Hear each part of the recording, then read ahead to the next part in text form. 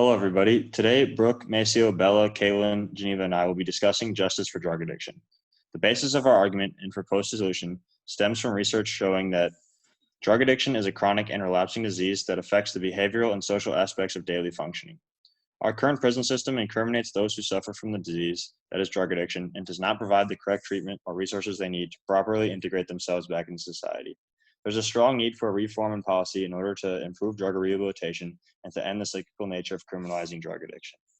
A 3-year study researching recidivism rates in Wisconsin found that about 30% of drug offenders found themselves back in prison within 3 years of release. This same study has been conducted federally on a 9-year span by the Department of Justice, and we can see the same trend.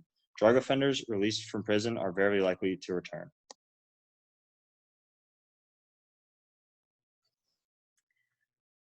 Okay, this is Caitlin going to start talking about some of the significance and harm of the prison system and incrimination of drugs that has been happening in the United States, and then we'll go into a little more detail of Wisconsin specifically. But as you can see, the United States has an alarming prison population. This is pretty well known. The country contains 5% of the world's population, but 25% of the world's prison population. So obviously that's a little concerning. The high prison population has led to many facilities being overcrowded, and that has resulted in access to resources being more difficult, poor living conditions, and actually there can be an increase in violent activities because they're fighting over those resources and living in those confined spaces. So if you want to bring your attention to the figure on the right-hand side. This is from the Prison Policy Initiative from prisonpolicy.org. And this is the prison population for the year, I believe it is 2019.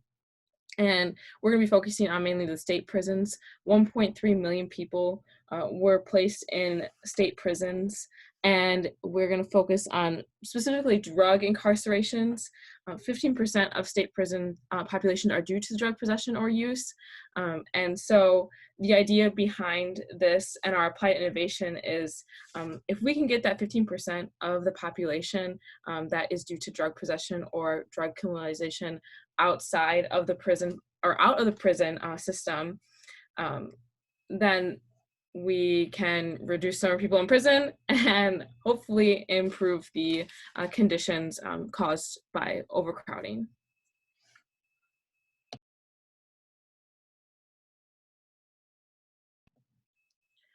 So although the goal of criminalizing drugs is to deter use, this has not really been the case. It's often been shown that drug use and incarceration rates don't correlate at all.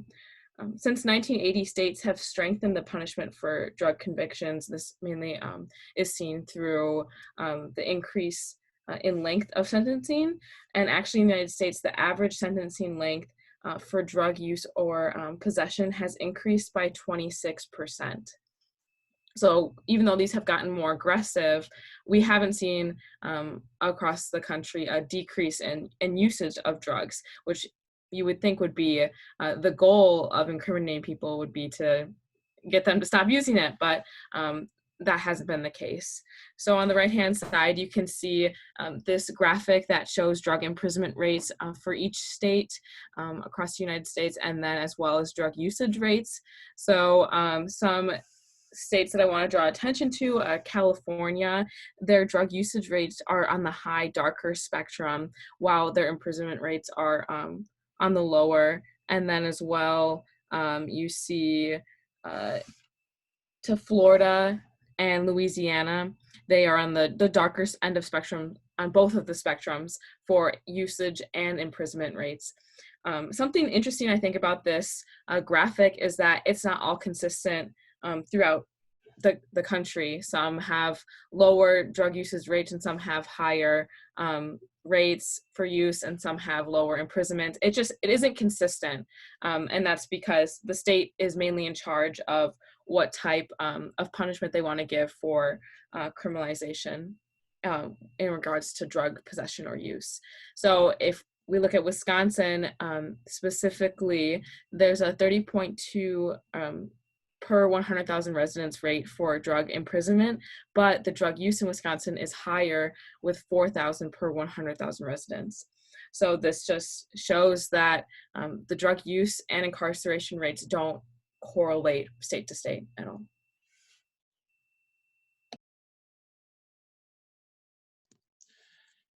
This is Bo speaking again. Looking at how drug addiction and abuse affects prisoners physically and medically, we can see that the current system in place does not reduce our citizens' chances of overdosing or being hospitalized. In fact, figures from the Wisconsin Department of Corrections would suggest the opposite. In a 5-year span from 2012 to 2017, there has been a 160% increase in overdose hospitalizations from released prisoners. This indicates that our prison system is not providing the correct treatment to curb addiction. And as the opioid crisis rages on, we can see that it has a major impact on released prisoners. Over 1/3 of overdoses in Wisconsin occurred under the Wisconsin Department of Corrections supervision. And the Department of Corrections has made using naltrexone, an opioid blocking drug, the key focus in reducing overdoses, a solution in which is extremely cost effective, but completely disregards the overarching issues behind why overdosing is becoming more and more common. The offenders are not the only ones who feel the effects from the incarcerations, however. Their families feel them as well. For prisoners with families and significant others, they may rely on each other to support themselves. For children, they can develop a feeling of disconnectedness with their parent, and that can result in familial instability, poor academic performance, and strong feelings of aggression. Financially, the children may be shorted resources due to the loss of income, which adds pressure for prisoners to immediately provide upon release. This pressure can incentivize the released prisoners to commit more crimes for financial gains, especially considering the difficulties behind finding employment due to the fierce stigma surrounding drug offenders and more broadly criminals. Outside of the prisoners themselves and those in close relation, we are all actually affected by the incarceration of drug abusers. Each prisoner costs taxpayers anywhere from $20,000 to $40,000 per year, with $28,000 being the average. And outside of the direct cost of their imprisonment, we also must consider the opportunity cost of those incarcerated. While they're incarcerated, they are not producing in society, they are not employed, paying taxes, or supporting businesses through making purchases. So if you consider this loss of economic production along with the direct cost of imprisonment, it becomes apparent that an investment to prevent drug addiction and treat it correctly would help us in the long term financially.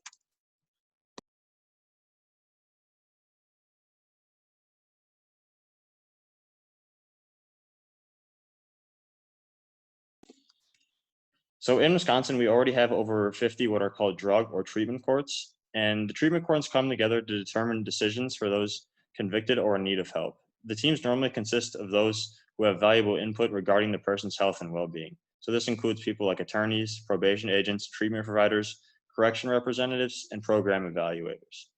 So different from regular court, treatment courts are an ongoing process, meaning attendance is expected on a regular basis, and failure to attend results in a warrant for arrest being issued. Each meeting is used to discuss progress and future action, and different sanctions and incentives may also be discussed depending on case by case. So each participant must complete 4 separate phases in order to graduate the program. The assessment and primary treatment, the maintenance of recovery, the integration and preparation for aftercare, and finally the aftercare. So some basic requirements that are in all of the phases are random urinalysis testing, breathalyzer testing. You must either be fully employed, pursuing some type of education or vocational training, and attendance to probation appointments and other treatment programs that they are enrolled in, and obviously the continuation of the payment plan. And this changes depending on which phase they're in.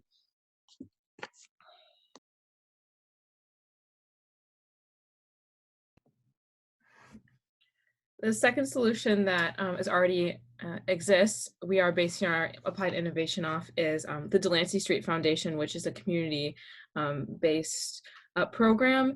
We'll combine this with some of the current drug courts we already have in Wisconsin. But something important I wanted to point out is that in the drug courts, if you don't follow through with any of the requirements, you'll be sent to prison, which in our applied innovation, this is something we wouldn't hold over the heads of our residents. So the Delancey Street Foundation was originally started in San Francisco, California, actually by an ex-convict. He wanted some type of community to lift himself up and lift others around him to be more productive. And it started in an apartment building with about 7 members, and then within a year grew to 100. And now, after it started originally in 1971, their max capacity is 500 residents, and typically they stay at a minimum of 2 years in the program. The goal is to develop the strengths of the residents and to transform people released from prison into contributing members of society through education and learning the basic necessities that they need to get through life outside of prison, or as a recovered drug addict. Um, it's a self-sustaining community for released prisoners. So self-sustaining means that it does not rely on government funding. It originally started with a small loan, I think of about $1,000, but mainly their profit comes from businesses that they run as a community together. So the members can participate in the restaurants they have, there's a landscaping company that they own, and this allows them to get some type of job experience that they can take with them, and just some sort of accountability that they can have. And then also, of course, they do rely on donations from people who are passionate about their foundation. So they refer to themselves as a large family, just to get away from the stigmatism of this type of program, or like recovery. And in 2013, they reported that the cost was about $50,000 a month. Something that I think this program lacks is current data that the community can see it growing and developing. Its website was only updated in 2007, which is 13 years ago already. So being able to have that reliable resources to see that this is well functioning needs to happen. And something that has been seen is most prison programming lacks evidence-based substance abuse treatment practices. So Friedman and other colleagues, researchers, surveyed a random sample of 384 treatment programs in the United States. Most of the facilities and their programs only contain less than 60% of evidence-based treatments. So there are about 15 possible types of evidence-based programs, and one of them that we are mainly focusing on in this applied innovation is recovery through community. So there's been research done on social identity transition. It's a common successful way to recover from alcohol abuse or drug substance abuse. Research has shown that a transition in one's self-identity as an addict, quote unquote, to a new identity that's something more beneficial to them and the community is a key element to recovery. So identity change is mainly achieved within the community, so that's why we want to focus on the community-based programming. And research has shown that you can achieve recovery learning, social learning, and control within those communities. And then the community can also transmit recovery through social network and peer influence.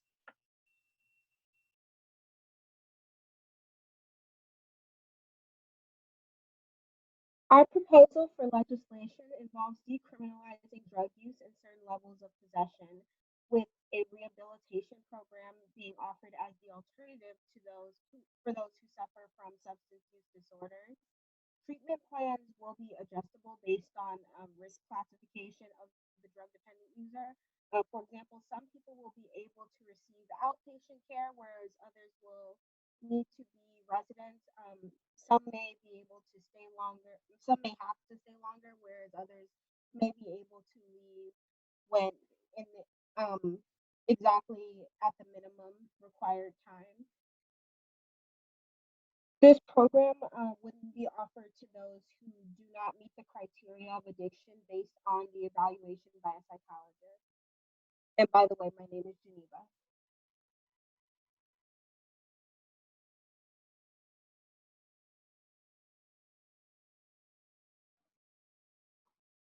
There is evidence that the lack of social connection can exacerbate and be exacerbated by certain addiction disorders. Therefore, treatment should prioritize emotional and social skills. It's also viewed as essential by the clients, such as in a study of women in music group therapy who reported group cohesion as the third most important therapeutic aspect to their treatment.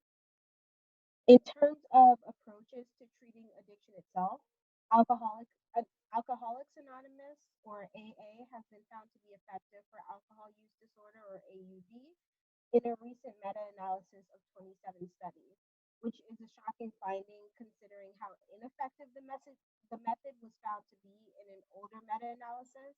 But nevertheless, this one it took more studies, 27 to be exact, and they found it to be pretty effective.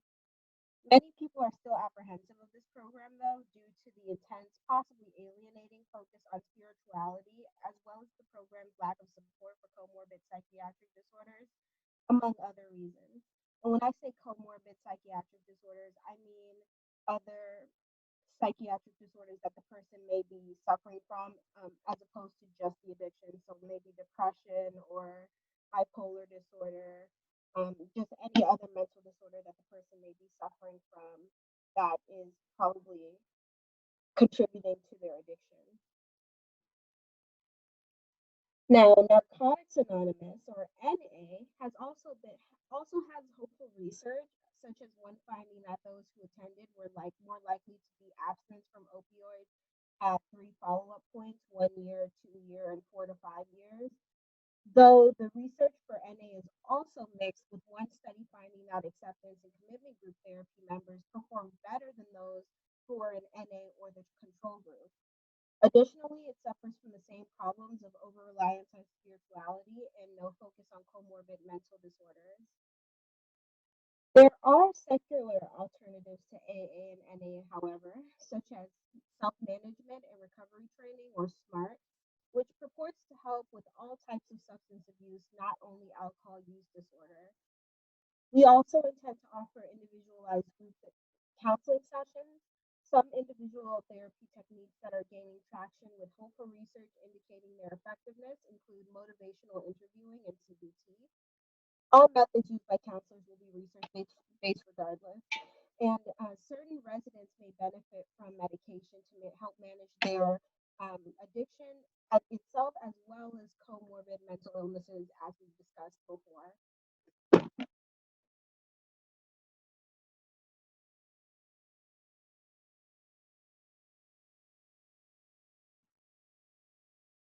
Different rehabilitation facilities are doing a lot of the same things to conduct their practices safely during this time, increasing sanitization routines, screening patients for signs of illness before entry, having employees exhibiting signs of illness stay home, monitoring patients' health, limiting contact between patients and staff, and encouraging individuals to follow CDC recommendations.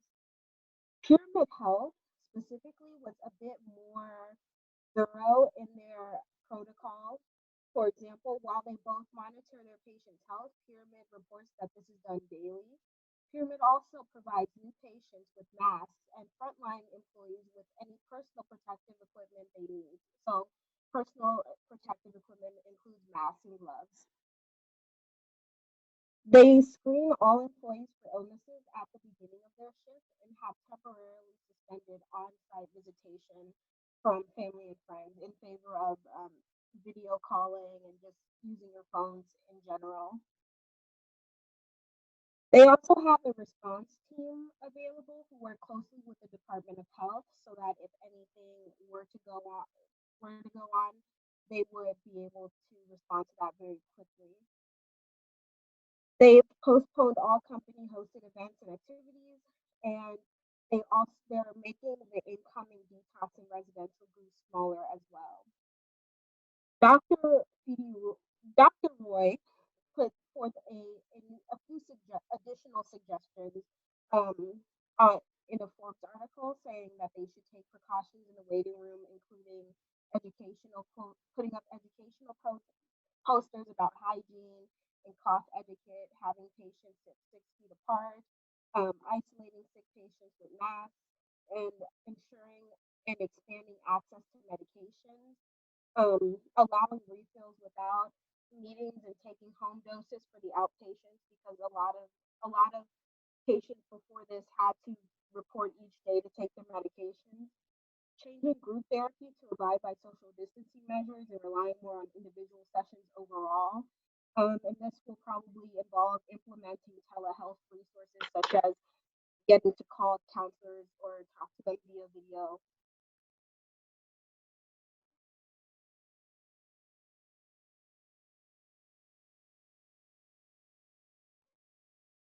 Our program would be placed in the newly abandoned Bayshore Mall in Glendale, Wisconsin. Abandoned mall spaces are becoming more common as online shopping gains popularity. This leaves empty and very useful spaces. A lot of cities have been utilizing them as assisted living homes, and our project would be constructed to hold a max of about 500 residents in a flat style housing, sort of similar to a dorm room or the senior apartments, more like. And each resident would have their own room and bathroom and would be able to have access to a kitchen and living room area. To limit the likelihood of drugs entering the facility, we will have limited visiting hours and no overnight guests. And in order to better abide by the CDC's social distancing regulations, we probably would want to review um, the the participants, or not participants, the residents' cases in order to see if more people could be outpatients instead, so that we can have less people in the building overall.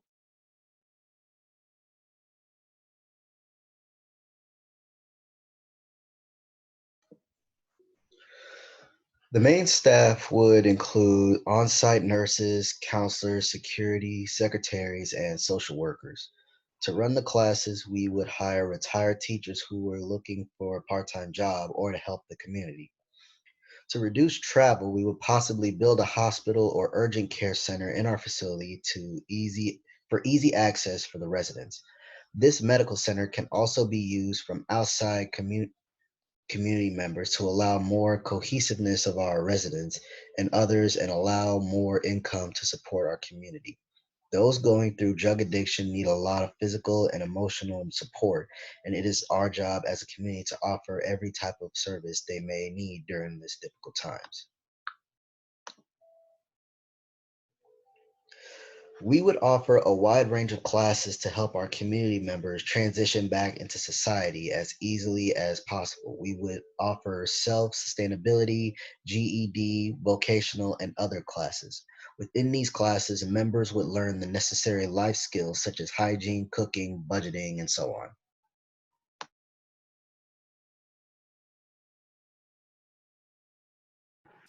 This is Bella talking now. As for businesses, the program would offer multiple businesses to help support the residents' ability to earn a wage and improve their job experience. Jobs would range anywhere from landscaping to running a restaurant. The restaurant, the residents would earn paychecks that they would be able to use for stores within the community for necessary items, and a percentage of these paychecks would be transferred directly into their savings account for use once they leave the program. This would help the residents transition easier economically from the program into society. The businesses would also interact directly with the outside community members, which could help diminish the negative stigma that surrounds people with a drug addiction.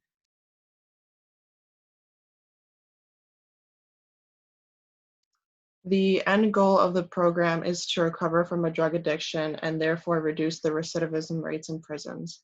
This is not only a positive for the prisoners themselves, but also for the community by increasing the number of economically contributing citizens into society.